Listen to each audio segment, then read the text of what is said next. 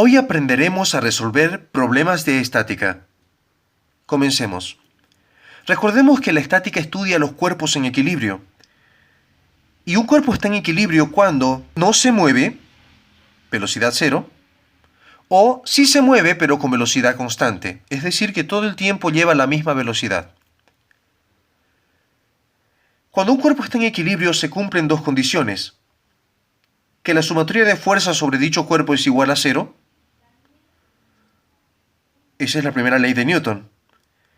Y que la sumatoria de momentos con respecto a un punto de giro será igual a cero. Hagamos el primer problema. Problema 1. Dado el sistema de la figura, este de aquí, calcular las tensiones de las cuerdas. Este sistema consiste en 3 cuerdas unidas entre sí mediante un nudo. 2 de ellas cuelgan de un techo con 40 grados y 30 grados respectivamente. Y de la tercera cuerda cuelga un objeto de 1 kilogramo de masa. Lo primero que se debe hacer en problemas de estática es identificar el tipo de fuerzas que actúan en el sistema. Aquí existen, la fuerza de un peso de la carga de este objeto y también una fuerza llamada tensión en las cuerdas. Recordemos que cada vez que una cuerda se tiranta, aparece en ella una fuerza llamada tensión. Se lo dibujará como 2 fuerzas, una en cada extremo, apuntando siempre hacia el medio, hacia el centro de la cuerda. Bien, dibujamos entonces todas las fuerzas.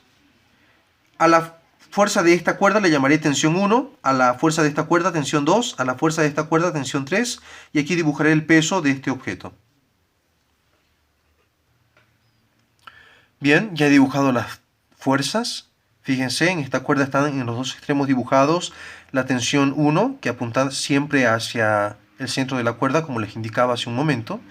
Lo mismo la tensión 2, la tensión 3, y saliendo del centro del cuerpo, la fuerza del peso de ese cuerpo, que por fórmula es igual a masa por gravedad. Seguidamente debemos dibujar un diagrama de cuerpo libre. Un diagrama de cuerpo libre es un eje cartesiano, XY, donde se va a dibujar a las fuerzas que actúan sobre un cuerpo. Solo las fuerzas, ya no a los cuerpos, sino solamente las fuerzas. Bien, para hacer un diagrama de cuerpo libre debo elegir un lugar donde estén actuando fuerzas. Y a ese objeto haré el análisis con el diagrama de cuerpo libre. En este caso yo puedo ver que en este objeto actúan 2 fuerzas.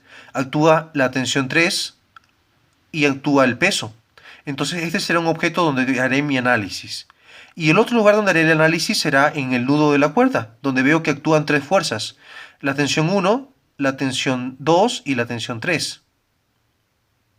Entonces, elijo estos 2 lugares para hacer diagrama de cuerpo libre. Aquí están. Este para el objeto y esto para el nudo de la cuerda. Aquí he dibujado ya sin el objeto, solamente las fuerzas, la tensión 3 y el peso del objeto. Y acá lo mismo. Está la tensión 1, tensión 2, tensión 3, con sus respectivos ángulos alfa, y llamado para la tensión 1, y beta para la tensión 2, ángulos con el eje horizontal. Si nos fijamos aquí en la gráfica original, el ángulo alfa, el ángulo del vector tensión 1 con el eje horizontal, es este de acá, el mismo ángulo alfa, y que viene a ser este ángulo, 40 grados. Y el ángulo beta es este de acá, beta, que viene a ser este ángulo, 30 grados. Entonces alfa vale 40 grados y beta vale 30 grados, según la gráfica. Comencemos ahora a aplicar la primera ley de Newton, sumatoria de fuerzas igual a cero,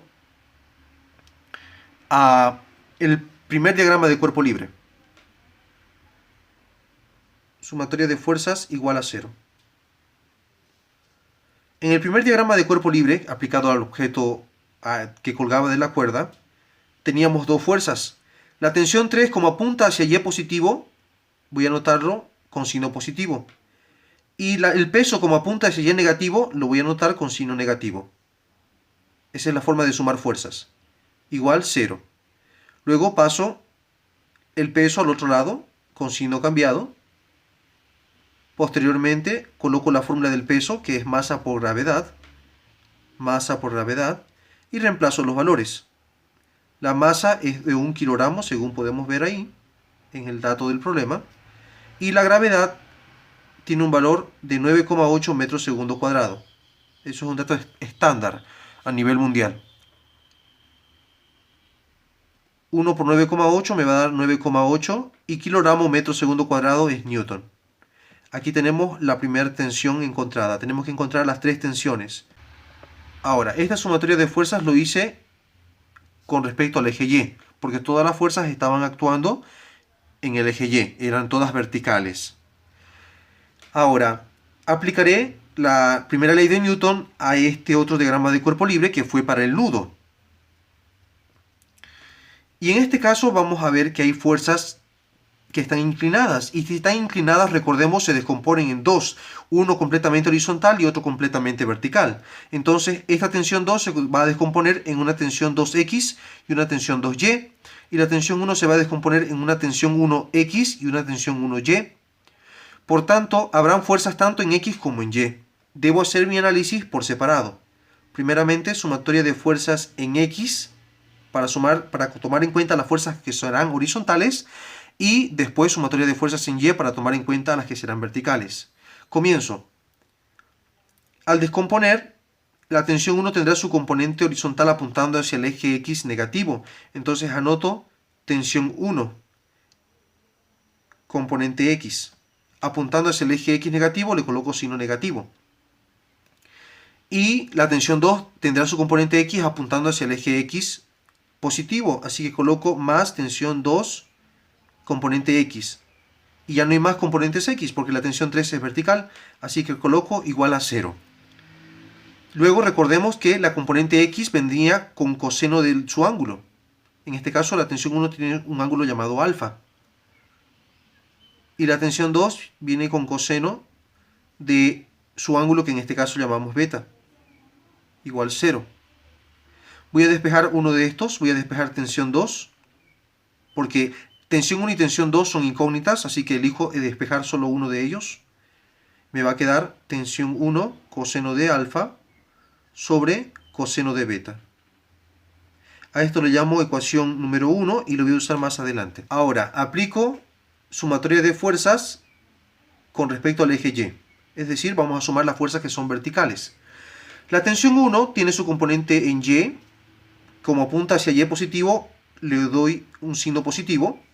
La tensión 2 también apuntará hacia el eje Y positivo, entonces le coloco signo positivo. Pero la tensión 3 apunta hacia abajo, hacia Y negativo, así que le asigno signo negativo, igual a 0. Luego procedo a reemplazar.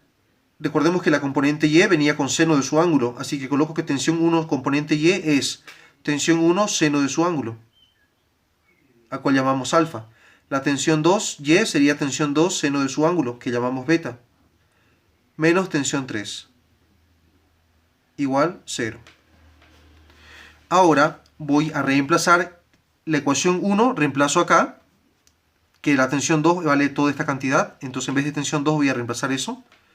Escribo tensión 1 seno de alfa más, en vez de tensión 2, escribo toda esta cantidad, tensión 1 coseno de alfa sobre coseno de beta por seno de beta. Esta tensión 3 lo voy a mandar al otro lado con signo cambiado, tensión 3. Ahora de aquí factorizo tensión 1, me va a quedar seno de alfa más, ya está factorizado tensión 1, quedaría coseno de alfa por, y ahora seno sobre coseno es tangente, tangente de beta, igual tensión 3. Despejo tensión 1, me va a quedar tensión 1 igual a tensión 3 sobre seno de alfa más coseno de alfa por tangente de beta.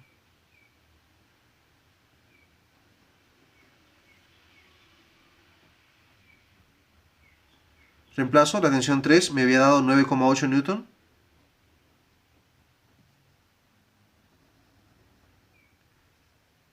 Abajo, seno del ángulo alfa. Recordemos que alfa es este ángulo, vale 40 grados. Más coseno de alfa, 40 grados, por tangente de beta. Veamos que beta, el ángulo beta es 30 grados. Todo esto en la calculadora y como resultado nos da 9,03 Newton. Ahí tenemos la tensión 1. Otra respuesta. Y finalmente reemplazamos en la ecuación 1 para obtener la tensión 2. Tensión 2 igual tensión 1 coseno de alfa sobre coseno de beta. Entonces la tensión 2 va a ser igual a tensión 1, que vale 9,03 newton, por coseno de alfa, donde alfa vale 40 grados, y beta valía 30. Así que la tensión 2 va a ser igual a 7,99 newton. Problema resuelto. Quiero que entiendas algo más. Tus palabras son importantes. Debes cuidar el contenido de tus palabras. Porque si eres de esas personas que suelta malas palabras, que cuando se molesta habla groserías, estás haciendo mal. Estás descuidando algo que es importante, tus palabras.